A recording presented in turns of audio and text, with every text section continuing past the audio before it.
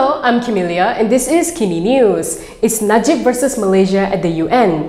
However, the Malaysian judiciary has done its part according to the Chief Justice.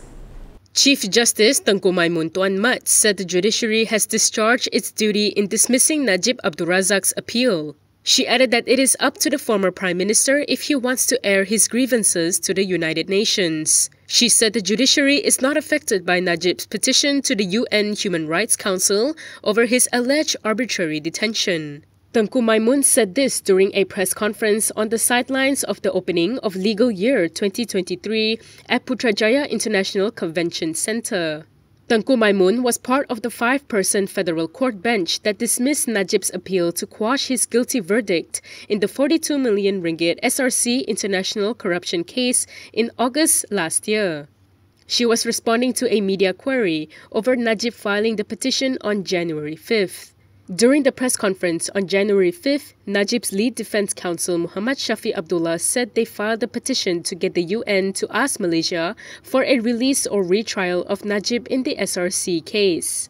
Shafi claimed that the federal court did not give Najib's lawyers sufficient time to prepare for the appeal by allowing an adjournment of the appeal hearing. Earlier, Tengku Maimun also spoke out against attempts by certain quarters to intimidate the judiciary in political cases heard last year. Last year, attempts to intimidate or otherwise exert improper pressure on judges presiding over public interest cases are becoming more obvious. These attempts are a direct affront to the rule of law and judicial independence. Anwar was in Indonesia for his first official visit abroad, where he gave his commitment to protect the rights of Indonesian workers in Malaysia to maintain the special relations between the two nations. Prime Minister Anwar Ibrahim has reiterated the government's commitment to protect the rights of Indonesian migrant workers in Malaysia. Anwar, in his joint statement with Indonesian President Joko Widodo at the Presidential Palace, Bogor, as part of his first official visit abroad, said both leaders have reached an understanding to ensure a holistic solution. Isu pekerja dan TKI yang saya tahu ya, ini di Indonesia banyak masalah, rasa sayang pun masalah. Tapi Banggawan Solo tidak isu kering, tahu memang di Solo. Jadi kita insya-Allah akan menghindari isu-isu yang boleh merenggangkan dan meretakkan hubungan, kerana saya mahu hubungan Malaysia-Indonesia itu agak kategorinya special. Dan saya harap kedua-dua menteri luar faham bahawa komitmen kita begitu rupa. Anwar said during the function also attended by a ministerial delegation from both countries, including Foreign Minister Zamri Abdul Kadir and his Indonesian counterpart Retno Marsudi. Anwar noted that issues including the treatment of undocumented migrant workers in Malaysian detention have hurt the feelings of many ordinary Indonesians apart from its government. Dan saya tahu benar kerana saya berpengalaman di penjara yang sama, mendengar pada ketika itu kesan cambukan ke atas mereka, dan saya tidak fikir ini satu yang manusiawi. Dan alhamdulillah untuk tahun ini, tahun lalu 2022, soal cambuk itu sudah dihentikan. Tetapi itu bukan penyelesaian. Anwar said among solutions discussed with Indonesia include a commitment to regulate the role of labor agencies, ensuring that the companies tasked to facilitate the recruitment and placement process will not make excessive profits at the expense of workers. Meanwhile, Joko, or better known as Jokowi, welcomed Malaysia's commitment to protect the rights of Indonesian migrant workers. Tian Chua has been sacked by PKR. However, it's not the end of the road for him. He still has 14 days to appeal the party's decision. Former PKR Vice President Tian Chua can still appeal the party's decision to sack him. This is after he contested as an independent candidate in the recent general election. PKR Secretary General Saifuddin Nasution Ismail reportedly said that the former Batu MP has 14 days to submit his appeal to the party leadership. Saifuddin said he is sure Tian Chua would make use of this appeal process, and from there, the appeal board can look into the basis of his appeal. Malaysia Kini reported that PKR disciplinary board on Saturday night decided to give Tian Chua and 4 others the boot. Meanwhile, Pasir Gudang MP Hassan Abdul Karim, in a statement, expressed his sadness to see Tian Chua sacked by the party. While Tian Chua says he accepts the party's decision, he cannot hide his disappointment.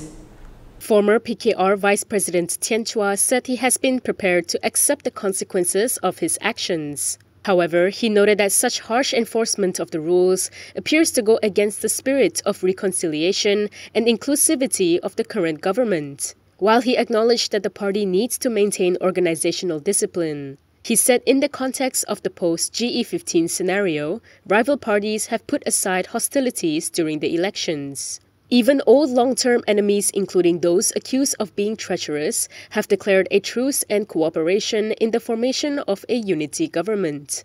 Tian Chua said harsh measures to enforce the rules seem to contradict the ethos of reconciliation and inclusivity in the current political environment.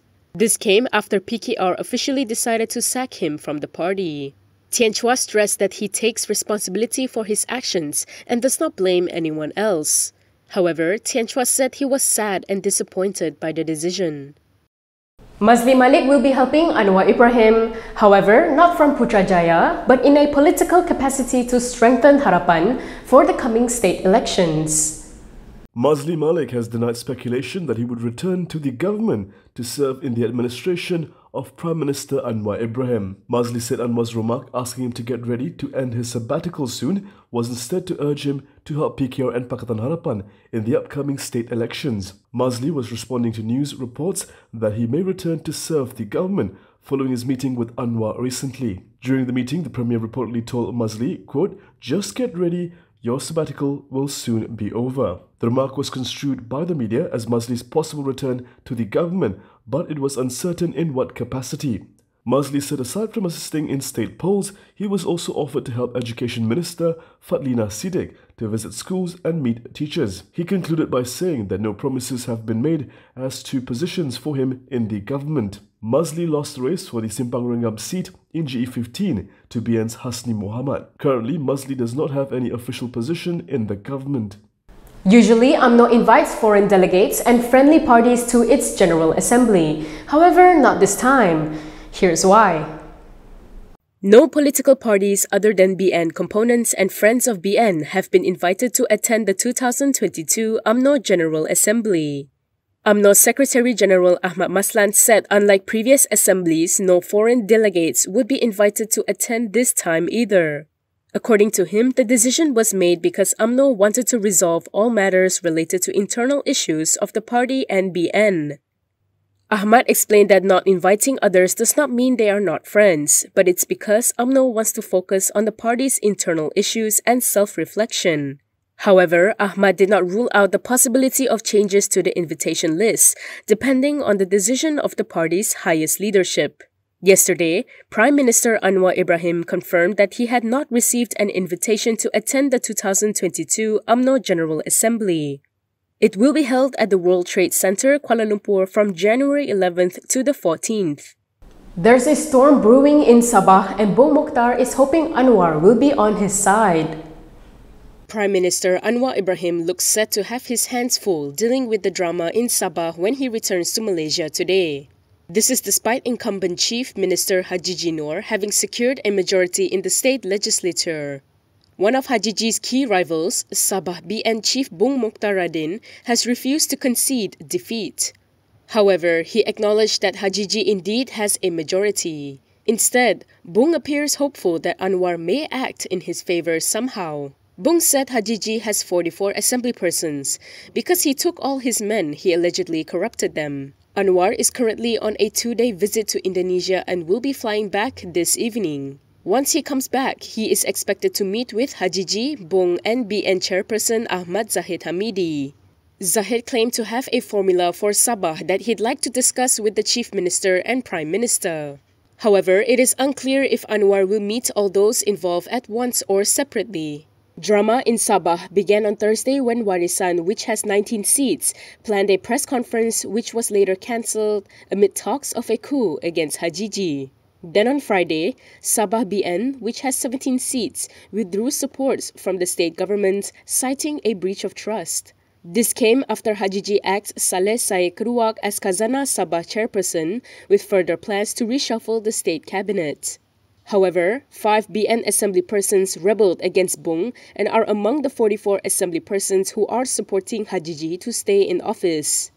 Hajiji said with this support, his state government will remain intact.